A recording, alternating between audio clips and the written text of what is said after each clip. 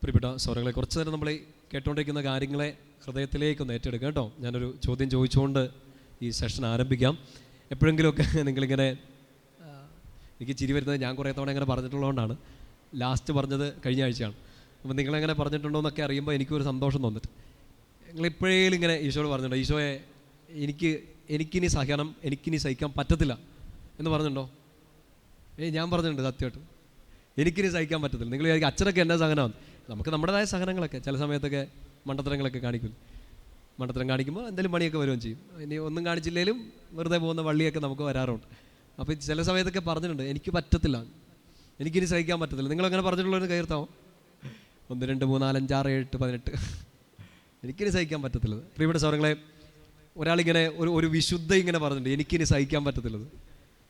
അച്ഛൻ പറഞ്ഞതിൻ്റെ മാത്രം നിങ്ങൾ ഓർക്കണ്ട. ഒരു വിശുദ്ധ ഇങ്ങനെ, വലിയൊരു വിശുദ്ധ, എനിക്കാണ് ഭയങ്കര ഇഷ്ടമുള്ളൊരു വിശുദ്ധരിൽ ഒരാളാണ്. എനിക്കിനി സഹിക്കാൻ പറ്റത്തില്ലെന്നൊക്കെ ഈശോട് പറഞ്ഞിട്ടുണ്ട്. ആരാന്നറിയോ? നിങ്ങൾ തെരേസാമാരാരെങ്കിലും ഒക്കെ ഉണ്ടോ ഇതിനകത്ത്? ത്രേസ്യ കുട്ടികൾ ആരെങ്കിലുമൊക്കെ ഉണ്ടോ? ഒരാൾ പോലും ഇല്ലേ? തെരേസും തെറേസ്യ ഉണ്ട്.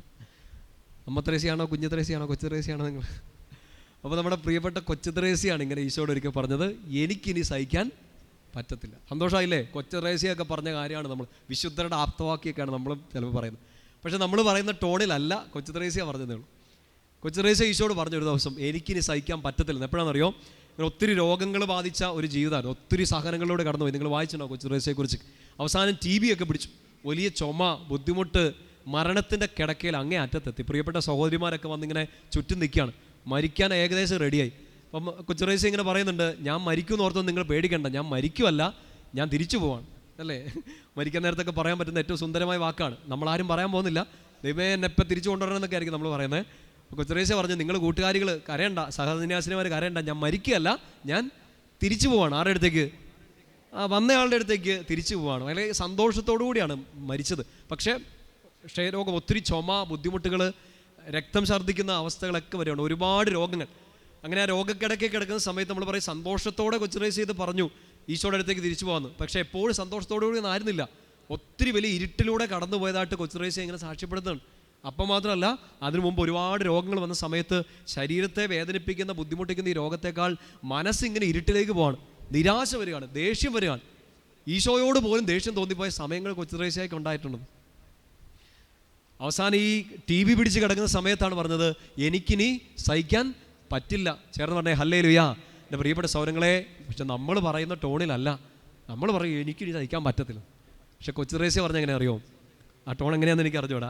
വായിച്ചത് ഇങ്ങനെയാണ്, എനിക്ക് ഇനി സഹിക്കാൻ പറ്റില്ല, കാരണം ഞാനിത് ഈശോയുടെ കയ്യിലോട്ട് കൊടുത്തു. എന്തു കൊടുത്തു? എൻ്റെ TB, എൻ്റെ രോഗം, എൻ്റെ ചുമ, എൻ്റെ മനസ്സിലെ അസ്വസ്ഥത, എൻ്റെ ഇരുട്ട്, ഞാനിനി ഈശോയ്ക്ക് ഇത് കൊടുത്തു. അതുകൊണ്ട് ഇനി എനിക്ക് സഹിക്കാൻ പറ്റില്ല, സഹനം എനിക്കിനി മധുരം മാത്രം. കൊച്ചു ത്രേസ്യയുടെ ഏറ്റവും സുന്ദരമായ വാക്യങ്ങളൊന്നാണ്, സഹനം എനിക്കിനി മധുരം മാത്രം. എനിക്കിനി സഹിക്കാൻ പറ്റത്തില്ല, കാരണം സഹനം തീർന്നു. ഇപ്പം ഇനി എന്തേ ഉള്ളൂ? മധുരം മാത്രമേ ഉള്ളൂ. കാരണം ആരുടെ കയ്യിലോട്ട് ഇത് കൊടുത്തു? ഈശോയുടെ കയ്യിലോട്ട് കൊടുത്തു. ചേർന്ന് പറഞ്ഞേ ഹല്ലേലൂയ. എൻ്റെ കൊച്ചു ത്രേസ്യ ഇങ്ങനെ പറയുന്നുണ്ട്, ഐ അക്സെപ്റ്റ് ഓൾ, ഞാൻ എല്ലാം സ്വീകരിക്കുന്നു. ഇനി അടുത്തൊരു രോഗം വന്നാലും ഞാനത് സ്വീകരിക്കും. ഈശോ തന്നതാണെന്ന് പറഞ്ഞാൽ സ്വീകരിക്കുന്നു. എൻ്റെ പ്രിയപ്പെട്ട സഹോദരങ്ങളെ, നമുക്ക് അത്രയൊക്കെ ധൈര്യം ഉണ്ടെന്ന് അറിഞ്ഞൂടാ. ഇപ്പോൾ ഉള്ളത് തന്നെ കർത്താവെ എടുത്ത് മാറ്റി എങ്ങോട്ടെങ്കിലും എടുത്തുകൊണ്ട് പോയി അടുത്തിരിക്കുന്ന അയൽപ്പക്കാർക്ക് നിങ്ങൾ കൊടുക്കുക ഈശോയെ, അവരും അനുഭവിക്കട്ടെ എന്നൊക്കെ പറഞ്ഞ് നിഷ്കളങ്കമായ മധ്യസ്ഥ പ്രാർത്ഥന നടത്തുന്നവരാണ് നമ്മൾ. പക്ഷെ കൊച്ചു ത്രേസ്യ അങ്ങനെയല്ല, അവർക്ക് കൊടുത്തേക്ക് ഇവർക്ക് കൊടുത്തേക്കൊന്നുമല്ല. ഈശോ ഇനിയും തന്നാലും ഞാനിത് സ്വീകരിക്കും. എന്തിനു വേണ്ടിയിട്ടാണെന്നറിയോ? കൊച്ചു ത്രേസ്യ പുണ്യം ചെയ്തുകൊണ്ടിരുന്ന വലിയൊരു കാര്യം, നിങ്ങളിതിനെക്കുറിച്ചൊക്കെ വായിച്ചിട്ടുണ്ടാകും. ഓരോ വേദനയും ആരുടെയൊക്കെയോ മാനസാന്തരത്തിന് വേണ്ടി, ആരുടെയൊക്കെയോ നിയോഗങ്ങൾക്ക് വേണ്ടി കാഴ്ചവെക്കുകയാണ്. കൊച്ചു ത്രേസ്യയെക്കുറിച്ച് പറയുന്നതാണ്, ഒരു സഹനം പോലും വേസ്റ്റാക്കാത്ത വിശുദ്ധ എന്നാണ്. ഒരു സഹനം പോലും വെറുതെ കളയാത്ത പുണ്യവതി. കാരണം കിട്ടിയ എല്ലാ സഹനങ്ങളെയും കൊച്ചു ത്രേസ്യ അനുഗ്രഹമാക്കി മാറ്റി. എങ്ങനെ അനുഗ്രഹമാക്കി മാറ്റി? ഈശോയെ, ഞാൻ ഇന്ന് ചുമച്ചു, രക്തം ഛർദ്ദിച്ചു, ഞാനിതാ മാർപ്പാപ്പയുടെ നിയോഗത്തിന് വേണ്ടി ഈ വേദനയെ കാഴ്ചവെക്കും. ഞാനിത് ഇന്ന് ശ്വാസം എടുക്കാൻ വേണ്ടി ബുദ്ധിമുട്ടി ശുദ്ധീകരണ സ്ഥലത്ത് സങ്കടം അനുഭവിക്കുന്ന ഒരു 100 ആത്മാക്കൾക്ക് വേണ്ടി ഞാനിത് കാഴ്ചവെക്കുന്നു. ഈശോ തന്ന സഹനത്തെ ഈശോയ്ക്ക് തിരിച്ചു കൊടുത്തുകൊണ്ട് ആ സഹനത്തെ ഈശോ രക്ഷാകരമാക്കിയതുപോലെ എനിക്കുണ്ടാകുന്ന രോഗങ്ങളെയും പരാജയങ്ങളെയും ഒക്കെ രക്ഷാകരമാക്കി ഈശോയുടെ സഹനത്തോട് ഞാനും പങ്കുചേരുമ്പോൾ ഈശോയെപ്പോലെ ആയിത്തീരാൻ എനിക്ക് പറ്റുമെന്ന് വിശുദ്ധ കൊച്ചുത്രേസ്യായും വിശുദ്ധ പൗലോസ്ലീഹായും വിശുദ്ധ ജോൺ ബോൾ രണ്ടാമൻ മാർപ്പാപ്പയൊക്കെ അവർ സഹിച്ചപ്പോൾ അവർക്ക് മനസ്സിലായി. അതുകൊണ്ട് ആ പുണ്യ പിതാക്കന്മാരും മാതാക്കളും ഒക്കെ നമ്മുടെ മുമ്പിലേക്ക് അവതരിപ്പിക്കുക, ഒരു സഹനവും മാറാൻ വേണ്ടി നിങ്ങൾ പ്രാർത്ഥിക്കരുത്, പകരം ഇത് ഒരുപാട് പേരുടെ അനുഗ്രഹത്തിന് വേണ്ടി കാഴ്ചവെക്കുക. ഡോണ്ട് വേസ്റ്റ് എനി പെയിൻ, ഒരു വേദന പോലും വെറുതെ കളയരുതെന്ന് ചേർന്ന് പറഞ്ഞേ ഹല്ലേലൂയ. പ്രിയപ്പെട്ട സ്വരങ്ങളെ കിട്ടുന്ന ഓരോ വിഷമത്തെ ഇങ്ങനെ ഒന്ന് പ്രാർത്ഥനയാക്കി നോക്കിക്കേ. ഇല്ലേ നമ്മളിങ്ങനെ ചോദിച്ചുകൊണ്ടിരിക്കും, ഇതെന്തിനാ ഈ സഹനം, ഇത് എത്ര കാലം സഹിക്കണം?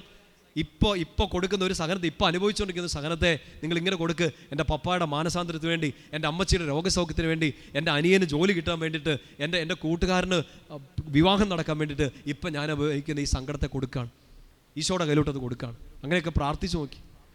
അനുഭവിക്കുന്ന ഒരു സഹനം പോലും വെറുതെ ആവില്ല, ശക്തി കൂടുകയും ചെയ്യും ഇതിനെയൊക്കെ അതിജീവിക്കാൻ വേണ്ടിയിട്ട്. കാരണം നമ്മളിതിൻ്റെ മുമ്പിൽ തോറ്റു കൊടുക്കുകയല്ല, ഇത് നമ്മളെ ഈ വേദനയിലൂടെ തോൽപ്പിക്കാൻ ശ്രമിക്കുന്ന പിശാചിനെ പോലും അടിച്ച് തകർത്ത് കളയുന്ന രീതിയിൽ ഈ വേദനയെ പോലും നമ്മളൊരു പ്രാർത്ഥനയാക്കി മാറ്റുകയാണ്. ചേർന്ന് പറഞ്ഞേ ഹല്ലേലൂയ. അതുകൊണ്ടാണ് വിശുദ്ധ കൊച്ചുത്രേസ്യ ആ മുറിയിൽ നിന്ന്, ആ കോൺവെൻറ്റിൻ്റെ ആവൃത്തിയിൽ നിന്ന് പുറത്തു പോയിട്ടില്ലാത്ത പുണ്യവതി ലോകമെങ്ങുമുള്ള മിഷണറിമാരുടെ മധ്യസ്ഥയായിട്ട് മാറി. ആ മുറിയിൽ ഇരുന്നുകൊണ്ട് കിട്ടുന്ന ഓരോ സഹനത്തെയും ലോകം മുഴുവനുള്ള സുവിശേഷവൽക്കരണത്തിന് വേണ്ടി, മാർപ്പാപ്പയ്ക്ക് വേണ്ടി, സഭയ്ക്ക് വേണ്ടി, വൈദികർക്ക് വേണ്ടി, പാപികൾക്ക് വേണ്ടി എല്ലാം കൊച്ചുത്രേസ്യ ഇങ്ങനെ കാഴ്ചവെച്ചുകൊണ്ടിരുന്നു. ഒരു സഹനത്തെയും വെറുതെ കളഞ്ഞില്ല. ശക്തി പറയാമോ ഹല്ലേലൂയ. നമ്മളിന്ന് ശ്രദ്ധിക്കണം, നമ്മുടെ ആത്മീയ ജീവിതത്തിലൊക്കെ നമ്മൾ ചെയ്തുകൊണ്ടിരിക്കുന്ന ഒരു കാര്യങ്ങളും, നമ്മൾ കൂടുന്ന വലിയൊരു ശതമാനം ധ്യാനങ്ങൾ, നമ്മൾ ചെയ്യുന്ന വലിയൊരു ശതമാനം പ്രാർത്ഥനാ രീതികൾ, നിങ്ങൾ ഫോളോ ചെയ്തുകൊണ്ടിരിക്കുന്ന പല ആത്മീയ ശുശ്രൂഷകൾ, ആത്യന്തികമായിട്ട് നിങ്ങൾ അതിനെല്ലാം ലക്ഷ്യം വെക്കുന്നത് സഹനം മാറാൻ വേണ്ടിയിട്ടാണ്. ആണോ? 30 ദിവസത്തെ പ്രാർത്ഥനയും 9 ദിവസത്തെ പ്രാർത്ഥനയും 16 ദിവസത്തെ പ്രാർത്ഥനയും എല്ലാം നമ്മൾ കാഴ്ചവെക്കുന്നത് എന്തിനു വേണ്ടിയിട്ടാണ്? സത്യം പറഞ്ഞു, സഹിക്കാൻ നമുക്ക് കപ്പാസിറ്റി ഇല്ല. ഈ സഹനത്തെ ഇങ്ങനെ ലോകത്തിന് വേണ്ടി, മറ്റുള്ളവർക്ക് വേണ്ടി ഈശോ സഹിച്ചതുപോലെ ഒരു പ്രാർത്ഥനയായിട്ട് ഏറ്റെടുക്കാനുള്ള ഒരു തുറവിയും നമുക്ക് കിട്ടിയിട്ടില്ല. യഥാർത്ഥ ആത്മീയത എന്ന് പറയുന്നത് നമ്മൾ ഈ 9 ദിവസം പള്ളിയിൽ പോയതല്ല, 21 ദിവസം പ്രാർത്ഥിച്ചതല്ല, 40 ദിവസം മുടങ്ങാണ്ട് ആ ശുശ്രൂഷ പങ്കെടുത്തതല്ല, കഴിഞ്ഞ 1 വർഷമായിട്ട് ഈ ശുശ്രൂഷ മുടക്കാത്തതല്ല. അത് ആത്മീയതയുടെ അടയാളമൊന്നുമല്ല. നിങ്ങൾക്ക് ഈ ആവശ്യം നടക്കണം, നിങ്ങൾക്ക് ഈ സങ്കടം ഒന്ന് മാറിക്കിട്ടണം. ഈശോ അതല്ല ആഗ്രഹിക്കുന്ന ആത്മീയത. ഈശോ ആഗ്രഹിക്കുന്ന ആത്മീയത നിങ്ങൾ പ്രാർത്ഥിച്ചാൽ ഇല്ലേലും വരാൻ സാധ്യതയുള്ള ഈ സഹനത്തെ നിങ്ങൾക്ക് ലോകത്തിന് വേണ്ടി ഈശോ കാഴ്ചവെച്ചതുപോലെ, ഈശോ ഒരു സമർപ്പണം നടത്തിയതുപോലെ സമർപ്പണം നടത്താൻ പറ്റുമെങ്കിൽ അവിടെ മാത്രമേ നിങ്ങളൊരു ആത്മീയ മനുഷ്യരായിട്ട് മാറാൻ പോകുന്നുള്ളൂ. അല്ലാണ്ട് ഈ 30 ദിവസത്തെ നൊവേന നിങ്ങളെ ആത്മീയ മനുഷ്യരാക്കില്ല. അത് നിങ്ങൾ ഈ സഹനം മാറ്റാനുള്ള പ്രാർത്ഥനകളാണ് നടത്തിയത്. മാറ്റാനുള്ള പ്രാർത്ഥനകൾ അവസാനിപ്പിച്ച് ഈശോയെ ഇതെനിക്ക് മറ്റുള്ളവർക്ക് വേണ്ടി ഏറ്റെടുക്കാനുള്ള ഒരു കൃപയ്ക്ക് വേണ്ടി നിങ്ങളൊന്ന് ഒരു നിയോഗം വെച്ച് പ്രാർത്ഥിച്ചു തുടങ്ങി. അവിടെ മാത്രം എൻ്റെ പ്രിയപ്പെട്ട സഹോദരങ്ങൾ നമ്മൾ ശരിക്കുള്ള ക്രിസ്ത്യാനികളായിട്ട് മാറുള്ളൂ. നിങ്ങൾക്കിത് ഇഷ്ടപ്പെടുകയല്ലെന്ന് എനിക്കറിയാം, പക്ഷെ അവിടെ മാത്രമേ നമുക്കിത് പറ്റുള്ളൂ. അതുകൊണ്ടാണ് നിങ്ങൾ ഈ ജിൻസച്ചൻ ഇപ്പോൾ 30 ദിവസത്തെ പ്രാർത്ഥന ചൊല്ലി ഇത് നിങ്ങളെ മാറ്റിത്തരാമെന്ന് പറഞ്ഞാൽ നിങ്ങളുടെ കണ്ണ് നിവർന്നിരിക്കുകയും ഇപ്പോൾ ഈ സഹനം മറ്റുള്ളവർക്ക് വേണ്ടി കാഴ്ചവെക്കുമെന്ന് പറയുമ്പോഴത്തേനും നിങ്ങളുടെ കണ്ണുകൾ ചിലപ്പോൾ അടഞ്ഞു പോയി നിങ്ങൾ ഈ ശുശ്രൂഷയിൽ നിന്ന് നിങ്ങളുടെ കണക്ഷൻ വിട്ടു പോകുന്നതും ആ മൊമെൻറ്റിലാണ്. കാരണം ആ ആത്മീയത നമുക്ക് ഒരിക്കലും ദഹിക്കില്ല. നമുക്ക് എങ്ങനെയെങ്കിലും ഇതൊക്കെ ഒന്ന് മാറ്റി കിട്ടിയാൽ മതി. അത് മാറ്റി കിട്ടാൻ ജിൻസച്ച 2 പൊടി തരൂ, 2 വള്ളി തരൂ, 2 കാശുരൂപം തരൂ. ഇതൊക്കെയാണ് നമ്മുടെ ആവശ്യം. ഈ സഹനം മാറ്റാനുള്ള സുവിശേഷമല്ല, ഈ സഹനത്തെ ഈശോയ്ക്ക് വേണ്ടി ഏറ്റെടുത്ത് ലോകത്തിൻ്റെ മാനസാന്തരത്തിന് വേണ്ടി കാഴ്ചവെക്കാൻ പറ്റുന്ന ഒരു തുറവി കിട്ടുന്ന ആത്മീയതയിലേക്ക് നിങ്ങൾ വന്നാൽ അന്ന് സ്വർഗം നിങ്ങളെ ഓർത്ത് ആഹ്ലാദിക്കും. ചേർന്ന് പറഞ്ഞേ ഹല്ലേലൂയ. ശക്തി പറഞ്ഞേ ഹല്ലേലൂയ. പ്രിയപ്പെട്ട സ്വരങ്ങൾ, ഈ ജീവിതം അങ്ങേയറ്റം അവസാനം നിങ്ങളെ കുഞ്ഞുകുഴിക്കകത്തേക്ക് പോകുന്ന സമയം വരെ ഒന്നിന് പുറകെ ഒന്നായിട്ട് സഹനങ്ങൾ വന്നുകൊണ്ടിരിക്കും.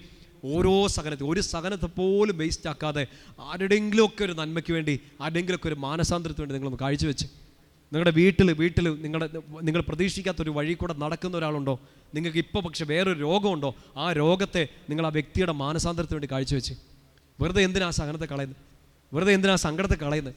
നിങ്ങൾക്കിപ്പോൾ ഒരു കടമുണ്ട്, ആ കടത്തെ ഓർത്ത് നിങ്ങൾ ടെൻഷൻ അടിച്ചുകൊണ്ടിരിക്കുകയാണ്. ആ ടെൻഷനെ നിങ്ങൾ പ്രിയപ്പെട്ട ഒരാളുടെ മാനസാന്തരത്തിന് വേണ്ടി കാഴ്ചവെച്ച് ശുദ്ധീകരണ സ്ഥലത്ത് സങ്കടം അനുഭവിക്കുന്ന ഒരു 100 പേർക്ക് വേണ്ടി നിങ്ങൾ കാഴ്ചവെച്ച് ഈശോ അത് അനുഗ്രഹമാക്കി മാറ്റും. നിങ്ങളുടെ പരാതികൾ അവിടെ തീരും, പ്രത്യാശ വർദ്ധിച്ചുകൊണ്ടിരിക്കും. അവർക്ക് പറയാമോ ഹല്ലേലൂയ. ശക്തി പറഞ്ഞേ ഹല്ലേലൂയ. പ്രിയപ്പെട്ട സ്വരങ്ങൾ, ഒരു 3 ആഴ്ച ഒരു മാസം മുമ്പ്, ഒരു മാസത്തിനിടയിൽ ഞാൻ ധ്യാനകേന്ദ്രത്തെ ഓർത്ത് ഭയങ്കരമായിട്ട് സങ്കടപ്പെട്ടുകൊണ്ടിരുന്നൊരു സമയം. ഏറ്റവും പ്രധാനപ്പെട്ട പ്രശ്നം ഈശോ ആണ് നിന്ന് ചിരിച്ചുകൊണ്ടിരിക്കുകയാണ്. ജിൻസൂട്ട ഐ ലവ് യു എന്നൊക്കെ പറഞ്ഞ് ഈശോ ചിരിച്ചുകൊണ്ടിരിക്കുകയാണ്. ഗാന്ധിജി നോക്കുന്നു പോലുമില്ല. You understand my pain? എൻ്റെ വേദന മനസ്സിലാവുന്നുണ്ടോ? ഞാൻ ഡയറക്ടറായി പോയില്ല, അപ്പോൾ പല കാര്യങ്ങളും നോക്കണ്ടേ. ഈശോ നിർത്താണ്ട് ചിരിക്കുകയാണ്. വെരി ഗുഡ് കുട്ടാ, വെരി ഗുഡ് കുട്ടാ എന്നൊക്കെ പറഞ്ഞിട്ട്. ഗാന്ധിജി, ഞാൻ പറഞ്ഞു ഗാന്ധിജി പ്ലീസ് ആ കണ്ണാടിയൊക്കെ ഒന്ന് ഊരിയിട്ടെങ്കിലും ഞങ്ങളുടെ ധ്യാനേന്ദ്രത്തിലേക്ക് ഒന്ന് നോക്കൂ. ഇല്ല, ഗാന്ധിജി മൈൻഡ് ചെയ്യണില്ല. കാര്യങ്ങൾ നടക്കുകയും ചെയ്യണമല്ലോ. ഒത്തിരി ആയിട്ട് ഇങ്ങനെ കുറേ കാര്യങ്ങൾ മുമ്പിൽ നിൽക്കുകയാണ്. ഞാൻ ശരിക്കും പറഞ്ഞാൽ പോയി പരാതിപ്പെട്ടു. ആൾക്കാരോട് പരാതിപ്പെടലേ എന്ന് പറഞ്ഞിട്ട് മടുത്ത് ഞാൻ പോയിട്ട് ഈശോട് പറഞ്ഞു, കർത്താവേ നിൻ്റെ ധ്യാനകേന്ദ്രം, ഇറ്റ്സ് യുവർ റിട്രീറ്റ് സെൻറ്റർ. ഇവിടെ പറയുന്നത് ഞങ്ങളെക്കുറിച്ചല്ല, ഇവിടെ പറയുന്നത് അങ്ങയെക്കുറിച്ചാണ്. ഇവിടെ പ്രഘോഷിക്കുന്നത് നിന്നെക്കുറിച്ചാണ്. ഇവിടെ ആരാധിക്കുന്നത് നിന്നെയാണ്. ഇവിടെ ബലിയർപ്പിക്കുന്നത് ഈശോയെ, അങ്ങയുടെ ബലിയർപ്പണമാണ്. അപ്പോൾ ഇത് നോക്കേണ്ട കാര്യം ആരുടെയാണ്? അത് ഈശോയുടെ കാര്യമാണ്. പരാതി ഇല്ല എന്ന് പറഞ്ഞ അവസാനം അത് കേൾക്കാൻ വേണ്ടി വെയിറ്റ് ചെയ്യാമെന്ന് തോന്നുന്നു. പരാതി ഇല്ല, എൻ്റെ ഈ ടെൻഷൻ ഞാൻ നിനക്ക് തരിക എന്ന് പറഞ്ഞാൽ സറണ്ടർ ചെയ്തു. ഇങ്ങനെ ഞാൻ വിട്ടുകൊടുത്തു. ഈശോയെ, ഇവിടുത്തെ സാമ്പത്തിക ബുദ്ധിമുട്ടിന് എൻ്റെ ടെൻഷനെ ഞാൻ നിൻ്റെ കയ്യിലേക്ക് തരികയാണ്. കാരണം ഇരുന്ന് ടെൻഷൻ അടിച്ചിട്ട് എൻ്റെ പരിപാടി തീരുകയാണ്. എനിക്ക് ബാക്കി കാര്യങ്ങൾ ചെയ്യാനും പറ്റുന്നില്ല. അയ്യോ, ഈശോയുടെ പരിപാടി എന്നൊക്കെ പറഞ്ഞിട്ടുണ്ടെങ്കിൽ പരാതികൾ അവസാനിപ്പിക്കുന്ന സമയം മുതൽ ഇങ്ങനെ പെട്ടി തുറക്കും. ഞങ്ങൾക്ക് കഴിഞ്ഞൊരു 3 ആഴ്ചയിൽ വന്നേ ചുമ്മാ, അതായത് ഞാൻ ചോദിച്ചതിനെക്കാട്ട് കൂടുതൽ കൊണ്ടെത്തുന്നു. പരാതി അവസാനിപ്പിച്ചപ്പോൾ ഞാൻ കഴിഞ്ഞ വർഷം പോയി ധ്യാനിപ്പിച്ച 2 സ്ഥലങ്ങളിൽ നിന്ന് അവർ ഞങ്ങൾക്ക് ആവശ്യത്തിലുള്ള പൈസയൊക്കെ തന്നു വിട്ടതാണ്. നമ്മൾ പോയി ധ്യാനിപ്പിച്ചതിൻ്റെ ഫീസും ഒക്കെ തന്നാണ്, ധ്യാനേന്ദ്രത്തേക്കുള്ള എല്ലാം തന്നാണ്. പക്ഷേ എനിക്ക് ആദ്യമായിട്ട് ഇങ്ങനെ ഒരു അനുഭവം കഴിഞ്ഞ ഒരു 5-6 വർഷത്തെ സുവിശേഷ ജീവിതത്തിൽ, സീരിയസ് ആയിട്ടുള്ള സുവിശേഷ ജീവിതത്തിൽ എനിക്ക് ആദ്യമായിട്ടുണ്ടായ ഒരു അനുഭവമാണ് കഴിഞ്ഞ ഒരു മാസം ഉണ്ടായത്. ഞാൻ ഒരിക്കൽ പോയി ധ്യാനിപ്പിച്ച സ്ഥലത്തുനിന്ന്, അത് കഴിഞ്ഞതാണ്, അവിടുത്തെ ശുശ്രൂഷ കഴിഞ്ഞു, അവർക്ക് വേണ്ടി പ്രാർത്ഥനകൾ തുടരുന്നു. അവർ ഞങ്ങൾക്ക് ധ്യാനകേന്ദ്രത്തിനോ ഇല്ലെങ്കിൽ ശുശ്രൂഷ ചെയ്യുന്നവർക്ക് തരുന്ന ഫീസ് എല്ലാം തന്നു കഴിഞ്ഞാണ്. പക്ഷേ ആദ്യമായിട്ട് ഇങ്ങനെ ഒരു അനുഭവം. ചെന്ന സ്ഥലത്ത് 2 സ്ഥലങ്ങളിൽ നിന്ന്, ഒരു സ്ഥലത്ത് നിന്ന് 1 ലക്ഷം രൂപയും മറ്റൊരു സ്ഥലത്ത് നിന്ന് 1,10,000 രൂപയും ഇന്ന് രാവിലെ വൺഡേ ഏകദിന ധ്യാനം തുടങ്ങുന്നതിന് മുമ്പ് ആലപ്പുഴയിൽ നിന്ന് ഒരു ഫാമിലി കൊണ്ടുവന്ന് 1 ലക്ഷം രൂപ കറൻസി ആയിട്ടും കൊണ്ടു തന്നു. ചേർന്ന് പറഞ്ഞേ ഹല്ലേലൂയാ. നിങ്ങൾക്കൊരു സന്തോഷം തോന്നില്ല? അച്ഛൻ്റെ ഈ പൈസ കിട്ടുന്ന കാണുമ്പോൾ നിങ്ങൾക്ക് അസൂയാണ്. ഇപ്പോൾ എൻ്റെ കയ്യിലോട്ടല്ല എൻ്റെ പ്രിയപ്പെട്ട സൗരങ്ങളെ. നോക്ക്, ഭയങ്കര വഴിമുട്ടി നിൽക്കുന്ന മൊമെൻറ്റുകളിലേക്ക് വന്നിട്ടുണ്ട്. ആരോട് ചോദിക്കും? ഞാൻ എൻ്റെ അമ്മയോട് വരെ കടം ചോദിച്ചിട്ടുണ്ട്. പിന്നെയാണ് തിരിച്ചു കൊടുക്കണ്ടല്ലോ, ഇതെൻ്റെ പദവാരമായിട്ട് എൻ്റെ ഓഹരിയായിട്ട് സ്വീകരിച്ചാൽ മതി എന്നൊക്കെ പറഞ്ഞ് ദൂർത്തോത്തരം പിടിച്ചു മേടിച്ചോണ്ട് വരാം. പക്ഷേ ഇതെൻ്റെ മുമ്പിൽ ഒരു വഴിയില്ലാത്ത സമയമായിരുന്നു. എൻ്റെ പ്രിയപ്പെട്ട സൗരങ്ങളെ, ഇത് ഇന്ന് നമ്മൾ സംസാരിച്ചുകൊണ്ടിരിക്കുന്ന സമയത്ത് ഈ 3 ആഴ്ചകളിൽ 4 ആഴ്ചകളിൽ വന്ന 2-3 സ്ഥലങ്ങളിൽ നിന്ന് മാത്രമായിട്ട് ഞാൻ അത്രയൊന്നും ചോദിച്ചില്ല. ഇപ്പം ഇത് കടന്നു പോകാൻ വേണ്ടി കർത്താവേ എനിക്ക് വേറെ വഴിയില്ല, എനിക്ക് ചോദിക്കാൻ ആളുകളില്ല. ഒരാളോടും ചോദിക്കണ്ട, ഇതെൻ്റെ സ്ഥലമാണെങ്കിൽ ഞാനിത് നോക്കിക്കോളാം, നീ പരാതി നിർത്ത്, ഞാൻ നോക്കിക്കോളാം എന്ന് പറഞ്ഞൊരു മൊമെൻറ്റിൽ അനുഗ്രഹത്തിൻ്റെ വാതിലിങ്ങനെ തള്ളി തുറന്നു തന്നു കർത്താവ്. ചേർന്ന് പറഞ്ഞേ ഹല്ലേലൂയാ. ഞാൻ പറഞ്ഞില്ലേ നിങ്ങളോട്, ഈ സഹനം പിടിച്ച് നിൽക്ക്, പരാതിപ്പെടരുതെന്ന് പറയുന്നൊന്നും എളുപ്പമൊന്നുമല്ലെന്ന്. ഞാൻ പരാതിപ്പെട്ടെന്ന്, പക്ഷെ അനുഗ്രഹം കിട്ടിയൊരു മൊമെൻറ്റ്, ഇത് ഈശോയെ നിൻ്റെ ധ്യാനകേന്ദ്രമാണ്, നീ നോക്കിക്കോ എന്നും പറഞ്ഞ് അല്പ സങ്കടത്തോടെ ആണെങ്കിലും അതൊന്ന് വിട്ടുകൊടുത്തപ്പോൾ ആ കടത്തെ ഏറ്റെടുത്ത മൊമെൻറ്റ് മുതൽ പിന്നെ അവനെല്ലാം ഏറ്റെടുത്തു.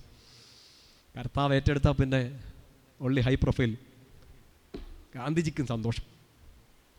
ചേർന്ന് പറഞ്ഞേ ഹല്ലേലൂയാ.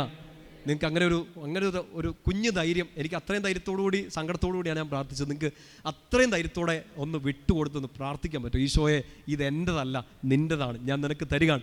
ഈ ജീവിത പങ്കാളി ഓർത്ത് ഞാൻ സങ്കടപ്പെടുകയാണ്, ഈ മകളെ ഓർത്ത് ഞാൻ സങ്കടപ്പെടുകയാണ്. നീ തന്നതല്ലേ, I give back to you. വിട്ടുപേക്ഷിച്ച് കളയൊന്നുമല്ല, നിൻ്റെ കയ്യിലേക്ക് തന്നിട്ട് ഇതാ ഇനി മുതൽ എനിക്ക് സഹനമില്ല. കൊച്ചുറേസ്യ പറഞ്ഞ പോലെ ഞാൻ പറയുന്നു, ഇന്ന് മുതൽ എനിക്ക് മധുരം മാത്രം. ഈ ജീവിത പങ്കാളി എനിക്ക് മധുരം, ഈ കടം എനിക്ക് മധുരം, ഈ കട എനിക്ക് മധുരം, ഈ കടൽ എനിക്ക് മധുരം, എല്ലാം മധുരം മാത്രം. അയ്യോ, ഷുഗർ വന്നിട്ടൊരു പരുവം. അങ്ങനെ ചെയ്യണം പ്രിയപ്പെട്ട. അത്രയും വിശ്വാസം ഈശോ ആഗ്രഹിക്കുന്നുണ്ട്. സങ്കീർത്തനത്തെ 37 നമ്മൾ വായിക്കുന്ന പോലെ ഇതാണ്, നിങ്ങൾ വിശ്വാസം അർപ്പിക്കുക, അവൻ നോക്കിക്കോൾ. ചേർന്ന് പറഞ്ഞേ ഹല്ലേലൂയാ. ശക്തി പറഞ്ഞേ ഹല്ലേലൂയാ. എൻ്റെ വേറൊരു സ്ട്രഗിൾ, നിങ്ങൾക്ക് അതൊക്കെ എങ്ങനെ പറഞ്ഞാൽ മനസ്സിലാവുമെന്ന് അറിഞ്ഞൂടാ. നമുക്ക് ഈ മീഡിയ വർക്കൊക്കെ ചെയ്തുകൊണ്ടിരിക്കുന്ന സമയത്ത് ഇങ്ങനെ ഇടയ്ക്ക് ജിനു ആയിരുന്നു എല്ലാ കാര്യങ്ങളും ചെയ്തുകൊണ്ടിരുന്നത്. ഇപ്പോൾ ജിനുവിൻ്റെ ചെറിയ തിരക്കുകളും ഓടി അടക്കലും ഇവിടുന്ന് നമ്മുടെ റീജൻ്റ് സാമ്പ്രദമൊക്കെ പോയി ഞാനാകെ വഴിമുട്ടി നിൽക്കുന്നൊരു 2 മാസമാണ്, കഴിഞ്ഞ 2 മാസം. എൻ്റെ എഡിറ്റിംഗ് ഒക്കെ ഞാൻ തന്നെ ചെയ്തോളാം, പക്ഷേ പിള്ളേർ വേണ്ടേ. അപ്പോഴാണ് ഒരു കൊച്ച് സ്റ്റാറ്റസ് ഇടുന്നത് കണ്ടേ, ഫോട്ടോ ഒക്കെ എടുക്കുന്നതിൻ്റെ സ്റ്റാറ്റസ് കണ്ടു. അപ്പോൾ ഞാൻ ചുമ്മാ ഒരു മെസ്സേജ് അയച്ചു നോക്കി, നീ ക്യാമറ വർക്കുകളാണോ എന്ന് ചോദിച്ചു. അതേന്ന് പറഞ്ഞു. ആണ്ടേ പടയും കൂട്ടിക്കൊണ്ട് വന്നേക്കുന്നു, കർത്താവിന് വേണ്ടി ശുശ്രൂഷയാണ്. ദേ നിൽക്കും, ഒന്നിനും കുറവുണ്ടാക്കില്ല. എവിടെയൊക്കെ ഈശോയുടെ മക്കൾ ടെൻഷൻ അടിച്ചതിനെല്ലാം ഈശോ ഉത്തരം തരില്ല. ടെൻഷൻ അടിച്ച കാര്യങ്ങളെല്ലാം ഈശോയുടെ കയ്യിലോട്ട് കൊടുത്തോ, അവൻ അതിനെല്ലാം ഉത്തരം തന്നിരിക്കും. അത് ചെറുതായിട്ടൊന്നല്ല തരുന്നത്, അമർത്തി കുലുക്കി നിറച്ചളന്ന് നിൻ്റെ മടിയിൽ ഇട്ട് തരും, തിന്നടാ എന്ന് പറഞ്ഞോട്ട്. ചേർന്ന് പറഞ്ഞേ ഹല്ലേലൂയാ. നിങ്ങൾക്കും അങ്ങനെ തരട്ടെ. അനുഗ്രഹത്തിൻ്റെ ഒരു പെരുമഴ കർത്താവ് നിങ്ങൾക്ക് തരട്ടെ. വിശ്വസിക്കുന്നവന് എല്ലാം സാധിക്കും, എല്ലാം സാധിക്കും. നിങ്ങൾ ഈ സഹിക്കുമ്പോൾ ഒറ്റയ്ക്ക് സഹിക്കരുതെന്ന് മാത്രമേ എനിക്ക് അപേക്ഷിക്കാനുള്ളൂ. സഹിക്കുമ്പോൾ നിങ്ങളിലേക്ക് നോക്കിയിരിക്കരുത്. വേദന എന്തുകൊണ്ട് എനിക്ക് വന്നു, ഇതെന്നെ മാറാത്തതെന്ന് ചോദിച്ചുകൊണ്ടിരിക്കരുത്. നിങ്ങളെ സങ്കടപ്പെടുത്തേ ഉള്ളൂ. ആരിലേക്ക് നോക്കരുത്. അവരൊന്ന് കണ്ടിരുന്നു. നമുക്ക് മാനുഷികമായിട്ടൊരു ആഗ്രഹം തോന്നൂലേ, ഒരു ടെൻഷൻ ഉണ്ട്, ഇതൊന്ന് കേട്ടിരിക്കാവോ എന്നൊക്കെ. ഞാൻ എൻ്റെ പ്രിയപ്പെട്ട ഒരു കൂട്ടുകാരനെയാണ് വിളിച്ച് പറഞ്ഞത്. ഏതെങ്കിലും അച്ഛന്മാരോട് പറഞ്ഞാൽ മതിയായിരുന്നു, എടാ ഞാൻ വിളിച്ച് ടെൻഷനില്ല അച്ഛാ എന്നൊന്ന് പറഞ്ഞാൽ ആ അച്ഛന്മാർ നന്നായിട്ട് പ്രാർത്ഥിച്ചേനെ. പക്ഷേ ഞാൻ എൻ്റെ കൂട്ടുകാരനെ വിളിച്ച് പറഞ്ഞു. വേറെ ഒന്നുമല്ല ആഗ്രഹിച്ചത്, പ്രാർത്ഥനയേക്കാൾ കൂടുതൽ ചില സമയത്ത് നമ്മൾ ആഗ്രഹിക്കുന്ന ഒരു സാധനമുണ്ട്. എന്താണെന്നറിയോ? ഒരു കമ്പ, ഒരിച്ചിരി ഒരാശ്വാസമായിട്ട്. ജിൻസച്ചൻ ഇത്രയും സഹിക്കുവാണോ? അച്ഛന്മാരോട് ചോദിച്ചാൽ അച്ഛന്മാർ പറയും, അവർ പറയത്തില്ല. കാരണം അവർ അതിനെക്കാട്ട് വലിയ സഹനത്തിൽ കൂടെ കടന്നു പോയിരിക്കും. വേറെ ഏതെങ്കിലും ധ്യാനകേന്ദ്രത്തിലോട്ട് വിളിച്ച് പറയാൻ പറ്റുമോ, ധ്യാനകേന്ദ്രം ബുദ്ധിമുട്ടിലാണ്, ഗുഡ് ന്യൂസ് ധ്യാനകേന്ദ്രം ബുദ്ധിമുട്ടിലാണ്, നിങ്ങൾ പ്രാർത്ഥിക്കും. അവരവരുടെ ധ്യാനകേന്ദ്രത്തിന് വേണ്ടിയല്ലേ പ്രാർത്ഥിക്കുള്ളൂ. അവർക്കത് മനസ്സിലാവണമെന്നില്ല. ഞാനതൊരു സഹതാപം പ്രതീക്ഷിച്ചു. യൂഷ്വലി അത് ആഗ്രഹിക്കാത്തതാണ്. പക്ഷേ ഒരു മൊമെൻറ്റിൽ തീ പൊള്ളിക്കൊണ്ടിരിക്കുന്ന സമയത്ത് ഞാൻ എൻ്റെ കൂട്ടുകാരനെ വിളിച്ച് പറഞ്ഞു, എന്താ ഭയങ്കര ബുദ്ധിമുട്ടാണ്. അവനെനിക്ക് നല്ല ആശ്വാസം തന്നു. ബുദ്ധിമുട്ടാണെങ്കിൽ അച്ഛൻ അവിടുന്ന് പൊക്കോളാൻ പറഞ്ഞു. അതങ്ങനെ തലതെറിച്ച് പറയണമെങ്കിൽ ഇട്ടച്ചു പോകാനാണോ നമുക്ക് വേണ്ട സുവിശേഷം? ആശ്വാസം കിട്ടത്തില്ല. കാരണം അവന് മനസ്സിലാവുന്നില്ല. നമ്മൾ ആഗ്രഹിക്കുന്ന സിമ്പതി, എമ്പതി, നോ ദമ്പതി ഒന്നുമില്ല. നമ്മളെ മനസ്സിലാക്കാൻ ഒരൊറ്റ ആൾ പോലും ഇല്ലാത്ത സമയം വരും.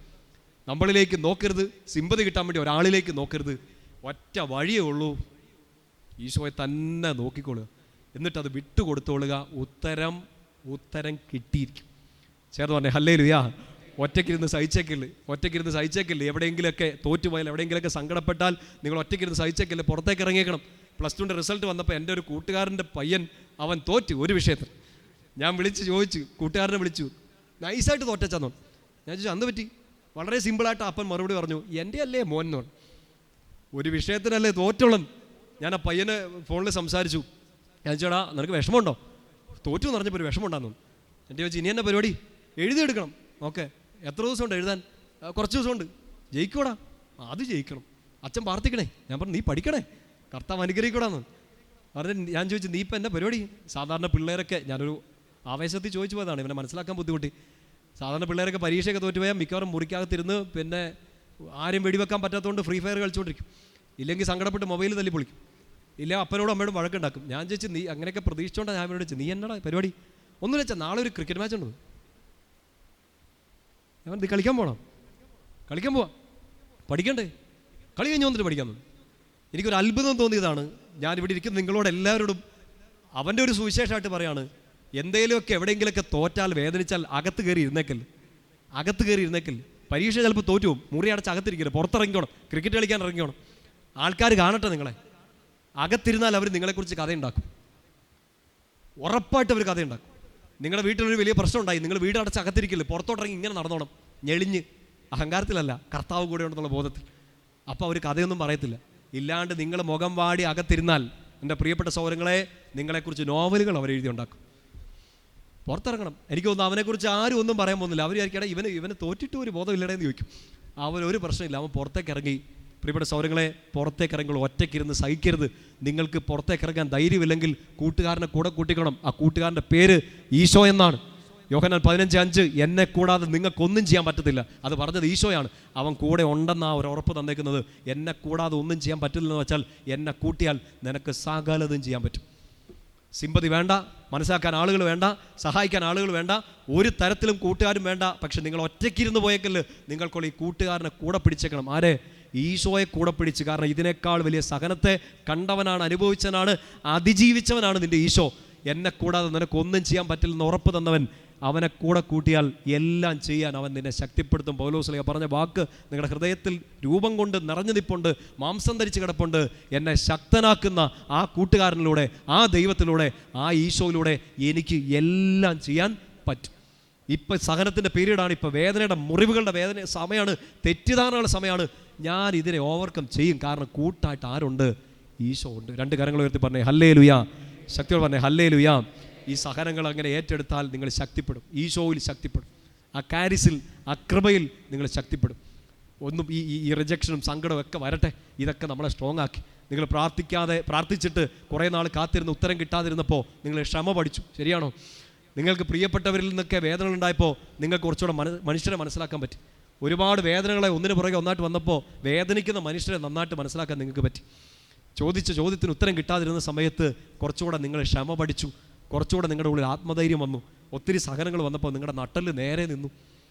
ഓരോ സഹനങ്ങളും നമ്മളെ കുറച്ചുകൂടെ ബെറ്റർ ആക്കിയിട്ടുണ്ട്. ഈശോ ശക്തിപ്പെടുത്തിയിട്ടുണ്ട്. യാക്കോബ് പറയുന്നൊരു കാര്യമുണ്ട്, നിങ്ങളെ പരിശുദ്ധിയിലേക്ക് മാത്രമല്ല നിങ്ങളെ പരിപൂർണതയിലേക്ക് നയിക്കുന്ന സഹനങ്ങൾ. യാക്കോബിൻ്റെ ലേഖനം 1-ാമത്തെ അധ്യായത്തിൽ 2 മുതൽ 5 വരെയുള്ള വാക്യങ്ങളാണ്. നിങ്ങളെ പരിപൂർണതയിലേക്ക് നയിക്കുന്ന ചില സഹനങ്ങൾ. ഇവിടെ തോറ്റു കൊടുത്തേക്കില്ല. വേദനകൾ വന്നാൽ അതിനു മുമ്പ് ഇങ്ങനെ കരഞ്ഞുകൊണ്ട് നിലവിളിച്ചുകൊണ്ട് ജീവിതം തീർന്നു എന്ന് പറഞ്ഞിരിക്കരുത്. കർത്താവിൻ്റെ കയ്യിലേക്ക് കൊടുത്ത് ശക്തിപ്പെടണം. ചേർന്ന് പറഞ്ഞേ ഹല്ലേലൂയ. എൻ്റെ മറ്റൊരു കൂട്ടുകാരനെ കുറിച്ച് പറഞ്ഞുകൊണ്ട് ഞാൻ അവസാനിപ്പിക്കുകയാണ്. 20-ാം വയസ്സിൽ പ്രണയത്തിലായി. വാവ്, എൻ്റെ കൂട്ടുകാരൊക്കെ അങ്ങനെ നല്ല കൂട്ടുകാരാണ്. ഒരു ദീർഘകാലത്തെ കാത്തിരിപ്പില്ല, എല്ലാം നേരത്തെ ചെയ്യും. 20-ാം വയസ്സിൽ നല്ല ഒരു പ്രണയത്തിലായി. നന്നായിട്ട് പഠിച്ച നല്ല മിടുക്കനായിരുന്നു. ചെല്ലുന്നിടത്തെല്ലാം വമ്പം വിജയങ്ങൾ.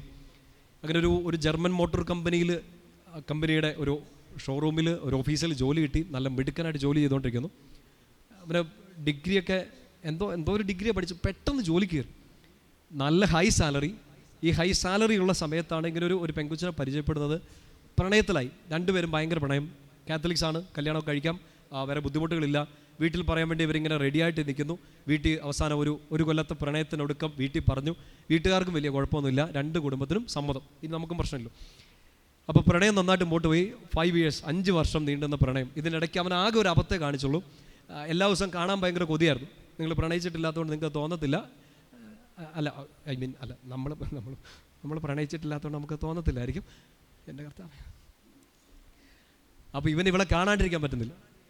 എന്നും കാണണം. ഫോൺ വിളിച്ചാൽ പോരാ, മെസ്സേജ് അയച്ചാൽ പോരാ, എന്നും കാണണം. കൊതിയോട് കൊതി. പെട്ടെന്ന് കല്യാണം കഴിക്കുന്നതായിരുന്നല്ല, പക്ഷേ ഒരു പേരൻസ് ഒന്ന് വെയിറ്റ് ചെയ്യാൻ വേണ്ടി പറഞ്ഞു. അവർക്ക് ബുദ്ധിമുട്ടൊന്നുമില്ല, ഒന്ന് വെയിറ്റ് ചെയ്യാൻ വേണ്ടി പറഞ്ഞു. പക്ഷെ അത് അവന് ഭയങ്കര ബുദ്ധിമുട്ടാണ്. അപ്പോൾ ഇവനെന്നെ ചെയ്തു, ഒരു മണ്ടത്തരം കാണിച്ചു. ഞാൻ പറഞ്ഞു നല്ല ബുദ്ധിയുള്ളൊരു പയ്യനാണ്, നന്നായിട്ട് പഠിക്കും, എല്ലാ കാര്യങ്ങളും ക്ലിയർ ആയിട്ട് ചെയ്തുകൊണ്ടിരുന്ന ഒരു മണ്ടത്തരം കാണിച്ചു. ഈ ജർമ്മൻ മോട്ടോർ കമ്പനിയിൽ ഉണ്ടായിരുന്ന ഈ ജോലി അവൻ കളഞ്ഞിട്ട് കാണിച്ച മണ്ടത്തരം എന്താണെന്ന് വെച്ചാൽ ഇവള് വർക്ക് ചെയ്യുന്ന സ്ഥലത്തെ ഒരു മൊബൈൽ ഷോപ്പിൽ ജോലി കയറി. അയ്യോ, സ്നേഹം അങ്ങനെയാണ്, ഭയങ്കര ബ്ലിൻഡാണെന്ന് പറയും, കണ്ണ് കാണത്തില്ല. അത് നല്ല സാലറി ഉണ്ടായിരുന്ന ജോലി അവൻ കളഞ്ഞിട്ട് നമുക്കറിയാം മൊബൈൽ ഷോപ്പിലൊക്കെ ജോലി ചെയ്താൽ എന്നാ സാലറി കിട്ടാൻ, എന്നാ പൈസ കിട്ടാനാ. പക്ഷെ അവന് പൈസ അല്ലായിരുന്നു വലുത്. ആരാണ് വലുത്? ഈ പയ്യായിരുന്നു വലുത്, അല്ല ഈ പയ്യത്തിയായിരുന്നു വലുത്. ഭയങ്കര സ്നേഹം. അങ്ങനെ 5 കൊല്ലം, 4-ാമത്തെ കൊല്ലം 5-ാമത്തെ കൊല്ലത്തിനിടയ്ക്കായി 5th ഇയറിൽ ചെറിയ ആശയക്കുഴപ്പങ്ങൾ. ഇടയ്ക്ക് വഴക്കുകളൊക്കെ നോർമലാണല്ലോ, വഴക്കില്ലെങ്കിൽ അത് നല്ല 1-ാം തരം അഭിനയമാണെന്നാണ് ആ പ്രണയം. അപ്പോൾ 4 വർഷമൊക്കെ കഴിഞ്ഞപ്പോഴത്തേനും ചെറിയ എന്തൊക്കെയോ ആശയക്കുഴപ്പങ്ങളൊക്കെ ആയി. ഇടയ്ക്കിടയ്ക്ക് വഴക്കുകൾ ഇച്ചിരി സീരിയസ് ആവാൻ തുടങ്ങി. അവൾ ഇടയ്ക്ക് ഇനി കാണണ്ടെന്ന് പറയാൻ തുടങ്ങി. ഫോൺ വിളിച്ചാൽ എടുക്കാണ്ടായി. അങ്ങനെ എന്തൊക്കെയൊക്കെയോ ഒരുപാട് വിഷമങ്ങൾ.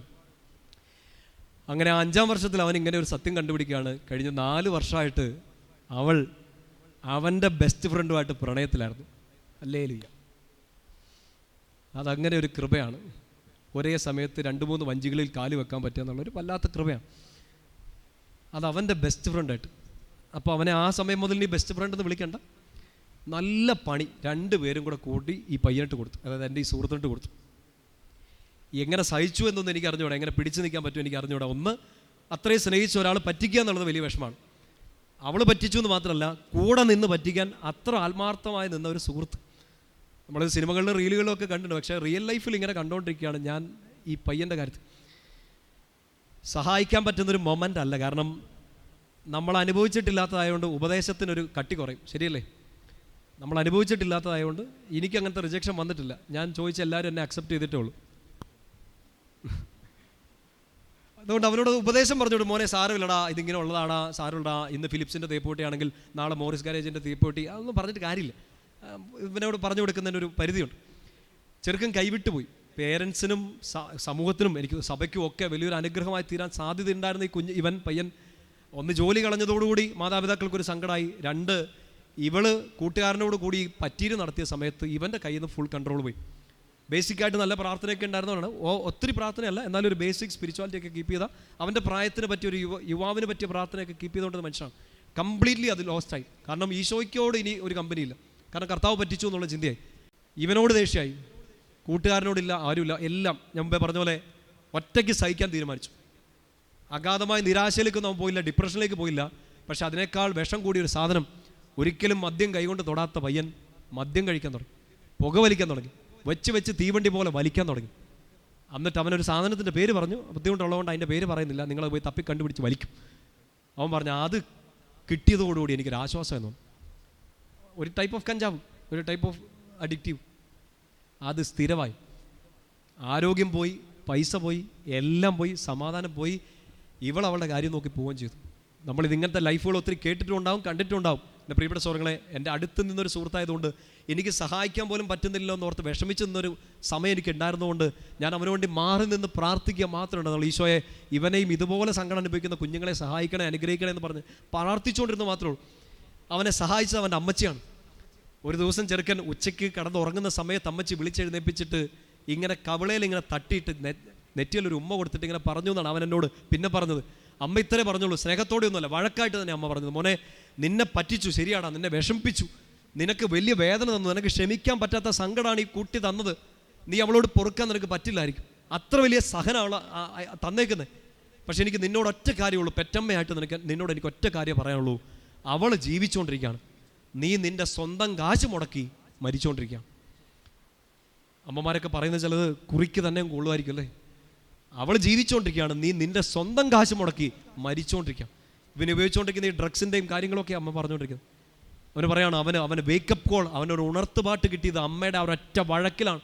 സ്നേഹം മിക്സ് ചെയ്തെടുത്ത അമ്മയുടെ സ്നേഹം മിക്സ് നിറച്ച് നിൽക്കുന്ന ഒരു വഴക്ക്. മോനെ, നീ നിൻ്റെ കാശ് കൊടുത്ത് മരിച്ചുകൊണ്ടിരിക്കുകയാണ്. ബോധം വീണത് അന്നാണ്. 1.5 കൊല്ലത്തോളം ഇങ്ങനെ നീറിപ്പുകഞ്ഞ് ആത്മഹത്യയൊന്നും ചെയ്തില്ല. ബോധം നഷ്ടപ്പെട്ട് നിൽക്കുന്നപ്പോൾ എങ്ങനെ ആത്മഹത്യ ചെയ്യാനാണ്? പിടിച്ചു നിന്നു. എന്തിൽ? ഈ കഞ്ചാവിലും ഈ ഡ്രഗ്സിലും ഒക്കെ. ഒരു കൂട്ടുകാരുടെ അടുത്തേക്കും പോയില്ല, കൂട്ടുകാർ നശിപ്പിച്ചില്ല, അവൻ തന്നെ നശിപ്പിക്കുന്ന ഒരു ജീവിതത്തിലേക്ക് വന്നു. ഒരു തീരുമാനം എടുക്കാൻ വേണ്ടിയിട്ട് ഈശോ അവൻ്റെ അമ്മയുടെ നാവിലൂടെ സംസാരിച്ചു, നീ ഇത് കളയരുതെന്ന് പറഞ്ഞു. എഴുന്നേറ്റു, പള്ളിയിൽ പോകാൻ പറഞ്ഞു.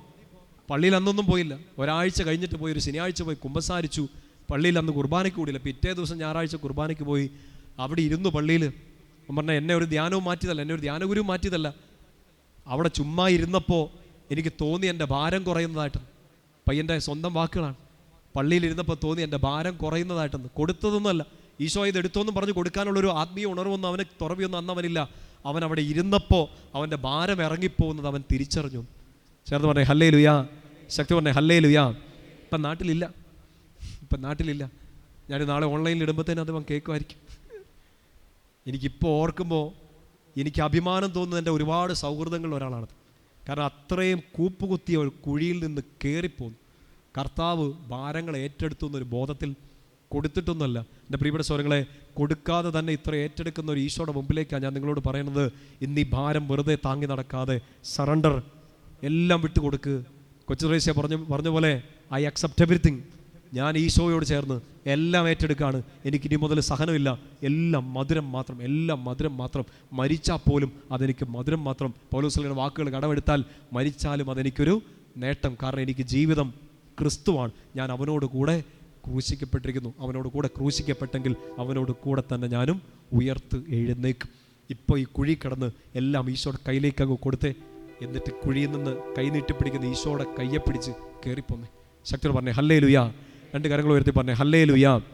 കരങ്ങൾ നെഞ്ചോട് ചേർത്ത് പിടിക്കും. കണ്ണുകളടച്ച് ഈശോയുടെ തിരുമുഖം ഒന്ന് മനസ്സിലേക്ക് കൊണ്ടുവരാം. അവിടുത്തെ തിരുഹൃദയത്തിലെ തിരുമുറിവിലേക്ക് സകലതും സറണ്ടർ ചെയ്യുക. അനുഭവിച്ചുകൊണ്ടിരിക്കുന്ന സങ്കടങ്ങളെ, വേദനകളെ, ആകുലതകളെ, അസ്വസ്ഥതകളെ എല്ലാം ഈശോയുടെ കയ്യിലോട്ട് കൊടുക്കുക. ഇതിനെ ഏറ്റെടുക്കാൻ ഒരു കൃപ നൽകണേ എന്ന് പ്രാർത്ഥിക്കുക. എനിക്ക് വേണ്ടി മാത്രമല്ല, എൻ്റെ പ്രിയപ്പെട്ടവർക്ക് വേണ്ടി, അവരുടെ മാനസാന്തരത്തിന് വേണ്ടി, അവരുടെ അനുഗ്രഹത്തിന് വേണ്ടി ഞാൻ ഈ ചില വേദനകളെ ഏറ്റെടുക്കുക.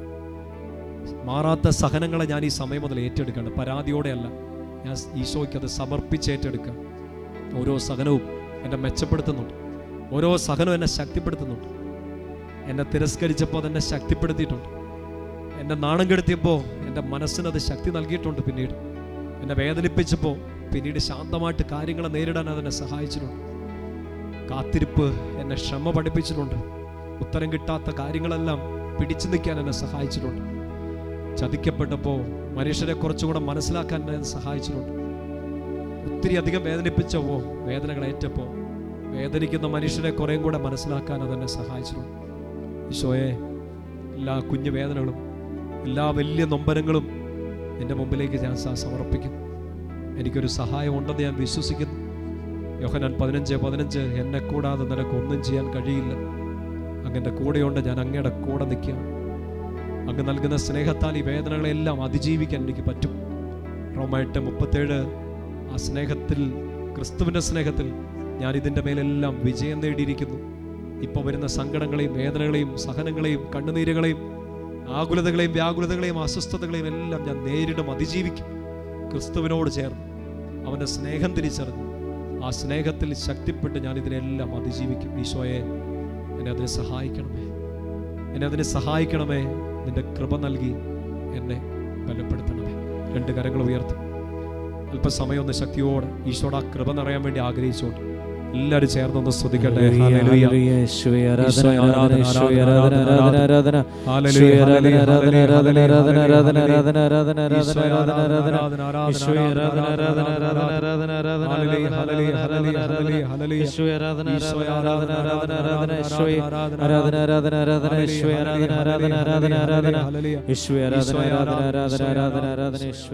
ആരാധന